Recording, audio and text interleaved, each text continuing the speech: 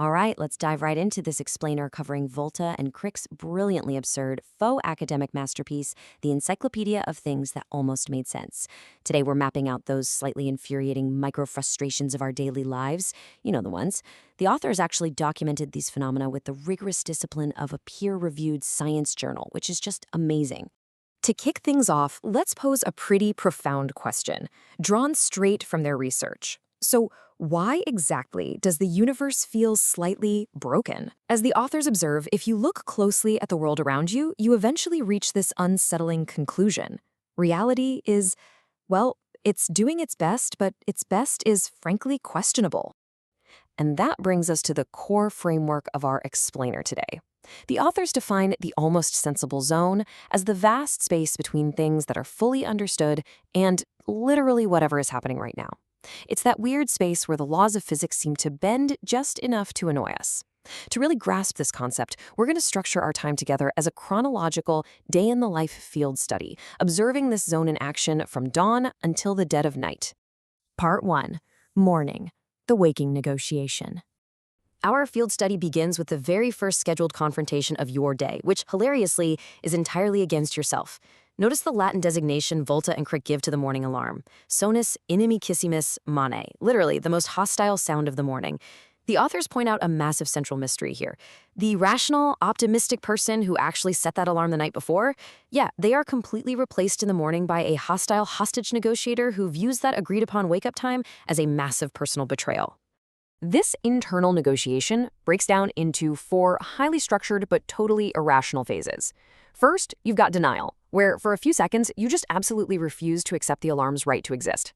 Second is bargaining, where you're doing rapid mental math, trading breakfast time for a quick shower. Third, the commitment snooze. That's the one you press while knowing deep down it's a terrible mistake.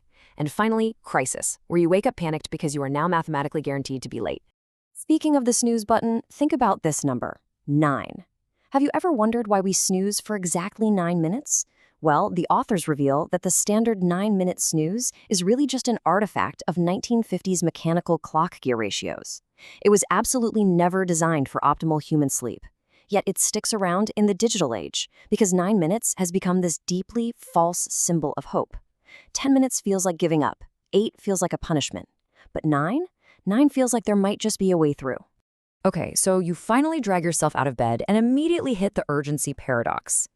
A bathroom sitting completely empty and ignored all night becomes urgently, desperately required by every other member of the house the exact microsecond a lock turns. It's like a physical law. The very act of occupying the bathroom structurally creates the immediate need for it from everyone else.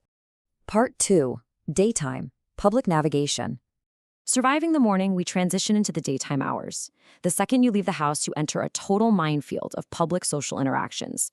One of the most fascinating is the elevator, or cubiculum ascendens silentium. The authors detail what they call the door orientation protocol. This is that unspoken, universal rule where everyone entering an elevator aggressively turns to face the doors and just intensely studies the floor numbers. I mean, we all know what floor we're on, right? But we study the display anyway to avoid eye contact. We're all basically operating a shared social kindness in a temporary pressure vessel. And this brilliantly sets up what they call the anti-camouflage principle. This is a literal physical law of acoustics dictating that an accidental, involuntary public burp will be loudest in the absolute quietest room. In a loud bar, nothing. During a crazy action movie explosion, total silence. But during a pause in a super serious meeting, maximum volume. It is biologically timed for maximum social damage. There's just no way around it. Now, navigating public life also means navigating our digital tools. The researchers identified that 0.8 seconds is the precise, agonizing window of regret between sending a completely sabotaged text message and realizing it. It's just enough time to experience full-blown emotional horror, but completely insufficient time to actually retrieve the message. This ties heavily into autocorrect, which, frankly, operates like a hostile digital hostage negotiator. Take the proper noun massacre, where the machine just confidently rejects your friend's actual name and replaces it with a random household object.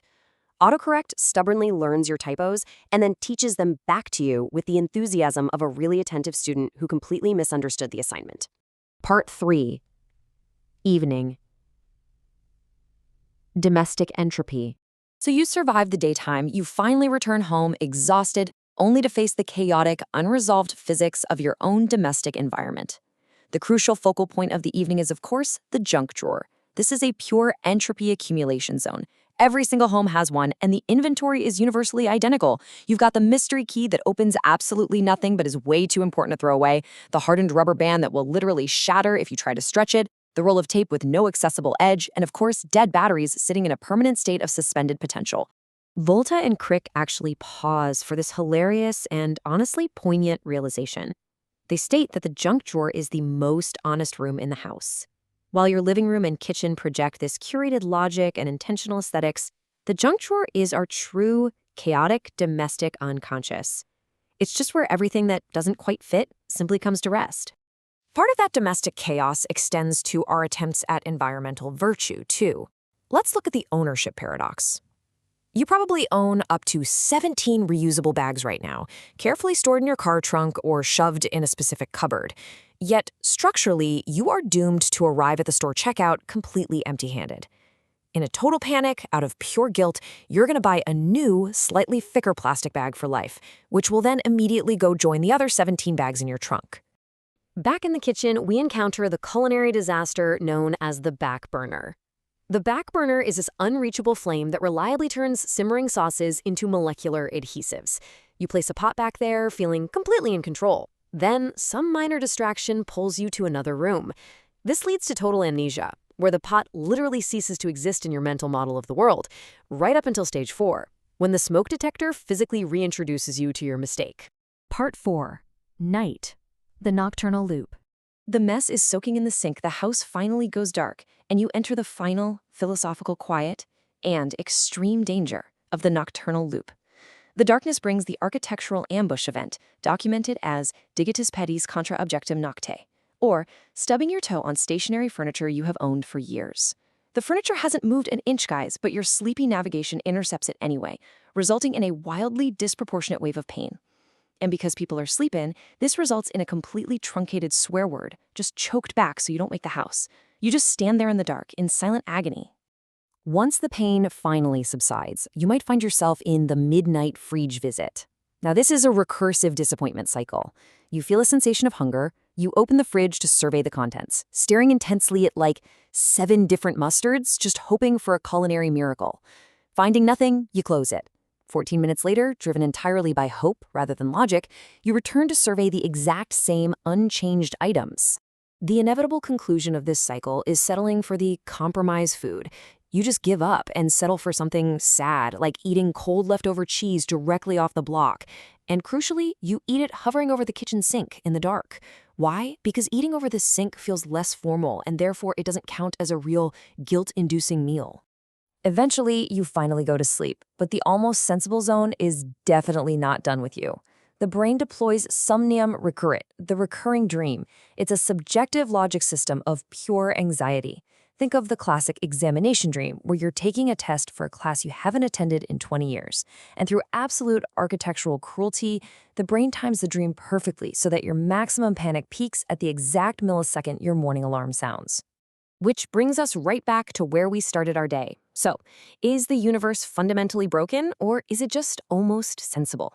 As Volta and Crick's research shows, these universally absurd phenomena, from bad shopping carts to unsent emails, from elevator silence to stubborn autocorrects, they aren't actually failures.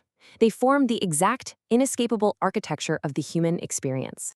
We are all living in the gap between what makes sense and literally whatever is happening right now. So I'll leave you with this to chew on. What unidentified objects and hilarious micro-failures will you find in your own almost sensible zone tomorrow? Keep an eye out for them because, honestly, once you name them, they almost start to make sense.